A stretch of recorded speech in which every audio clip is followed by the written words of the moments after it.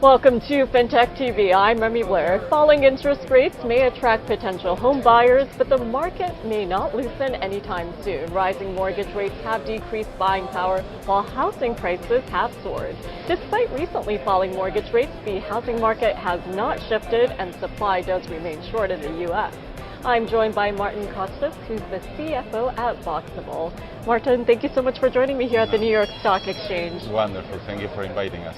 Well, first and foremost, we know that there is a shortage of housing across the nation. So tell me about what you're doing at Boxabl and the genesis of the company. Yeah, clearly, when you see the market conditions are really in a crisis situation, especially when you see the tier of the affordable housing. We're talking about 7 million houses plus missing in the market now for affordable rental. We strongly believe at the company that this is due to the techniques that we use in construction. They are really, very old type of school type of construction sticks. Construction is coming from 1860. And when you think about everything that you use in life is built in a manufacturing facility, except your house. And the reality behind this is because the shipping of the house is fairly impossible. It's really big. You need to cut the road, you need an escort, you cannot clear a bridge. So at Boxabl, we came with a solution that is a building system made with boxes, and actually you can connect them or stack them and build every single shape of a building that you want. And the interesting thing is that we have 85 patents on how to fold the house for shipping. So it's cost effective in terms of shipping.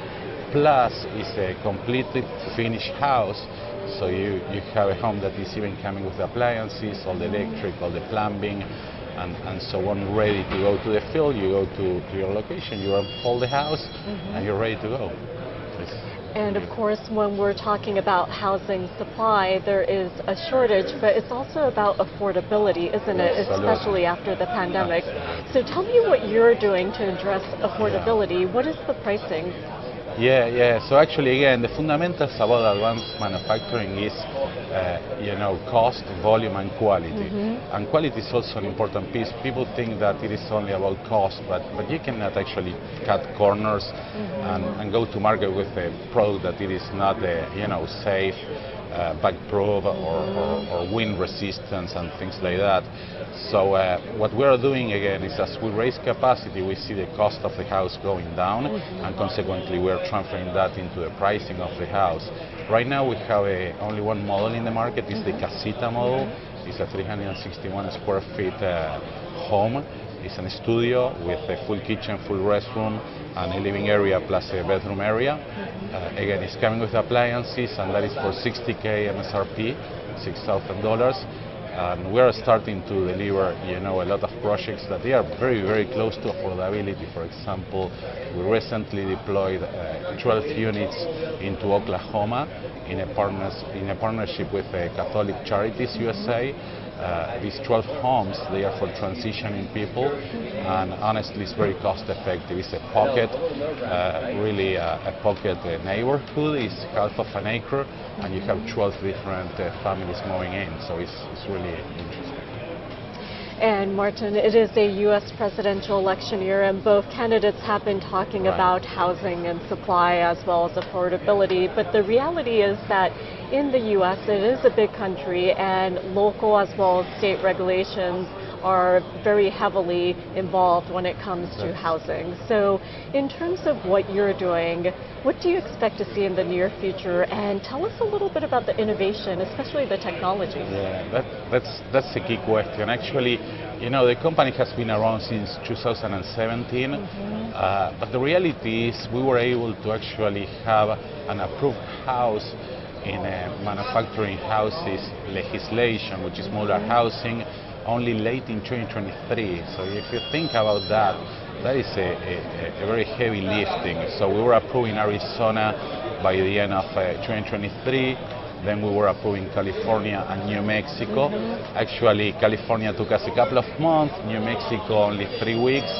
and we're moving very, very fast into Texas and Nevada, but the reality is all the legislation is actually fragmented, and even at federal level it's very limited to HUD, which is only one type of a house that you can build.